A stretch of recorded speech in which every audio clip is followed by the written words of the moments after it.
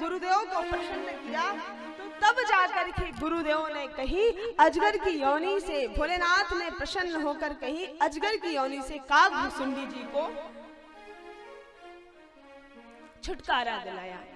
तो देखिए जीवन में ये सूत्र हमेशा नोट करिए कि आपके द्वार पे यदि कोई आया है तो पहले उसका स्वागत करें, भले भगवान की पूजन में क्यों ना बैठे हो, इससे दोष लगता है। जय विजय खड़े हुए, जय विजय ने रोका है, 3 बार रोका, 3 बार सनत कुमार आदि ऋषियों ने कहा कि हमें अंदर जाना है, लेकिन नहीं नहीं नहीं। और सनत कुमार आदि ऋषियों ने क्रोध में आकर के जय विजय को श्राप दिया कि जाओ तुम दोनों राक्षस योनि को प्राप्त होगे। जैसे ही सनत कुमार आदि ऋषियों ने श्राप दिया, भगवान दौड़े आए। भगवान ने सनत कुमार आदि ऋषियों से कहा, हे महात्मा जी क्षमा करना, ये कोई भी हो लेकिन हैं तो मेरे परिकर, हैं तो मेरे सेवक, आप इन्हें क्षमा कर दीजिए। सनत कुमार आदि ऋषियों ने कहा कि हे प्रभु क्षमा तो नहीं कर सकते, क्योंकि एक बार जो श्राप हो गया है वो दोबारा वापस नहीं आ सकता है, तो लेकिन हम एक वरदान जरूर दे सकते हैं। ये एक जन्म में नहीं, 3 जन्म में राक्षस बनेंगे। कहा 3 जन्म में क्यों? कहा मैंने 3 बार बोला था कि हमें अंदर जाने दो, अंदर जाने दो, अंदर जाने, 3 बार ही इन्हें मना किया है, इसलिए 3 जन्म में राक्षस बनेंगे।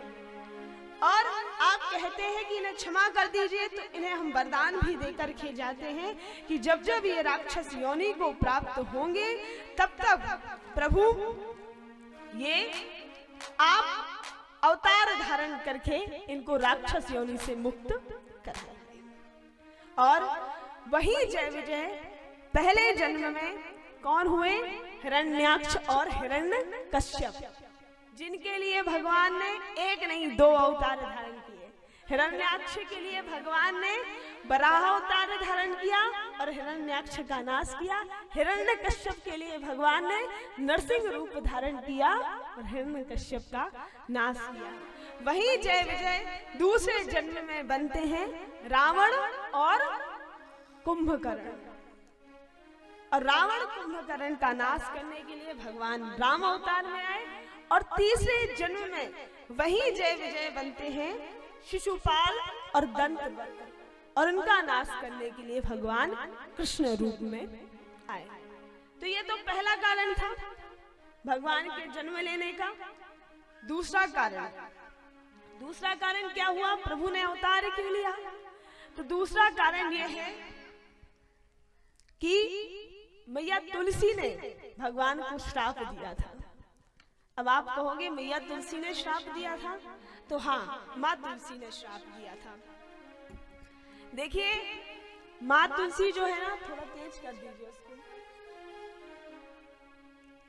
माँ तुलसी जो है ना, वो अपने पूर्व जन्म में वृंदा नाम की एक रानी थी। क्या नाम था? वृंदा। और बहुत ही ज्यादा धार्मिक प्रवृत्ति की थी। वृंदा का विवाह असुर कुल के देवता जालंधर के साथ हुआ था। और जब वृंदा जी का विवाह जालंधर के साथ हुआ तो ब्रह्मा इतनी ज्यादा सतीत्व थी कि अपने सतीत्व से हमेशा जालंधर की रक्षा करती थी। इतनी पतिव्रता थी, सतीत्व को धारण किया था। जालंधर के ऊपर वृंदा जी का सतीत्व का कवच हमेशा वास करता था। जालंधर किसी भी देवता से हार नहीं पाया, हर किसी को इसने परास्त कर दिए।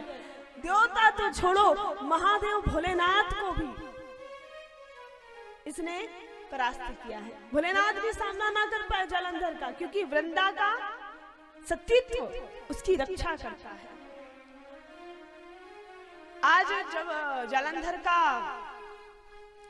अपराध ज्यादा बढ़ने लगा तो एक दिन देवता लोग सभी एकत्रित होकर के भगवान विष्णु के पास गए और भगवान विष्णु से कहा कि प्रभु अब आप ही कुछ करिए, ये इतना शक्तिशाली हो गया है, कोई भी इस पर विजय प्राप्त नहीं कर पा रहा है, भोलेनाथ तक इस पर विजय प्राप्त नहीं कर पा रहे हैं, आप ही बताइए आप क्या किया जाए। भगवान ने कहा कुछ मत करो, एक काम करो, क्या जाओ जाकर के जालंधर से युद्ध करो।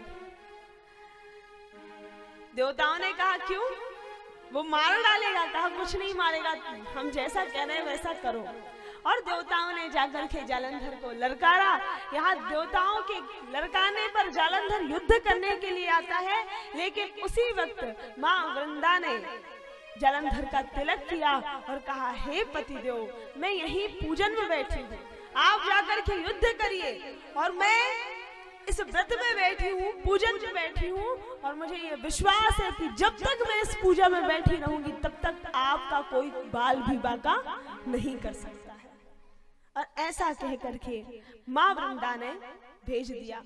यहाँ जालंधर आया, जालंधर ने आकर के देवताओं से युद्ध किया। देवता और जालंधर के बीच बड़ा भयंकर युद्ध चलने लगा। लेकिन यहाँ पर क्या होता है, देवता फीके पड़ने लगे क्योंकि सतीत्व रक्षा कर रहा है।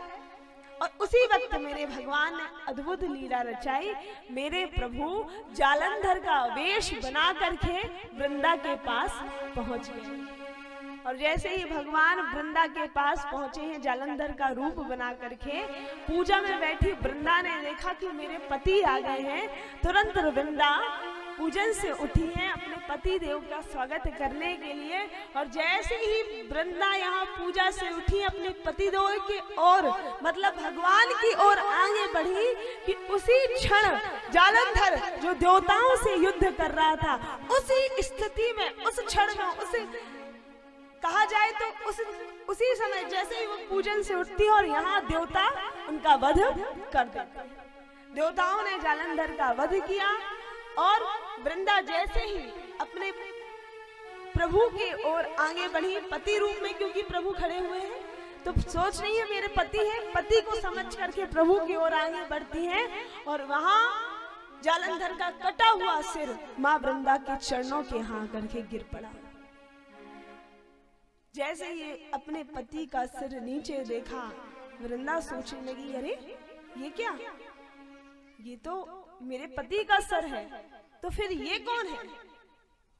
वृंदा कहने लगी, कौन है आप, कौन है, कौन बहरूपिया का रूप धारण करके मेरे पास आ गया, किसने मेरे व्रत को तोड़वा दिया है, आप कौन हैं?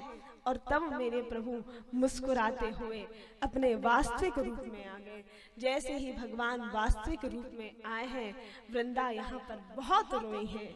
प्रभु आपने मेरे साथ छल किया, अरे आप तो समदर्शी हैं, समान दृष्टि रखने वाले, आपको स्वयं छल और कपट प्रिय नहीं है, और आज आपने मेरे साथ छल किया है, आपने ये सही नहीं किया।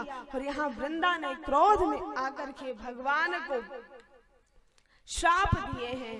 वृंदा ने ये श्राप दिया कि जिस प्रकार से आज आपने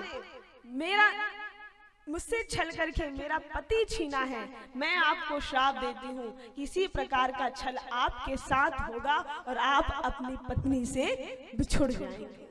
मैं आपको श्राप देती हूँ।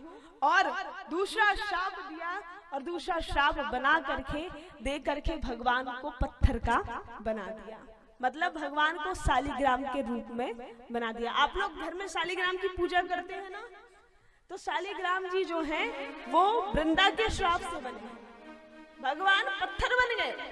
और जब पत्थर बन गए भगवान, तो यहाँ पर सारे देवताओं में हाहाकार मच गया। मैया लक्ष्मी भी हाहाकार में आ गई कि अरे ये क्या हुआ, मेरे प्रभु तो पत्थर बन गए। तो सारे देवता एकत्रित होकर के माँ वृंदा के पास गए और माँ से जाकर के निवेदन किया कि जो आपके साथ हुआ वो तो ठीक है, लेकिन हमारे प्रभु को पत्थर मत बनाइए, इन्हें ठीक कर दीजिए, क्योंकि यदि ये पत्थर में रहे तो सारी जगत का पालन पोषण कैसे होगा।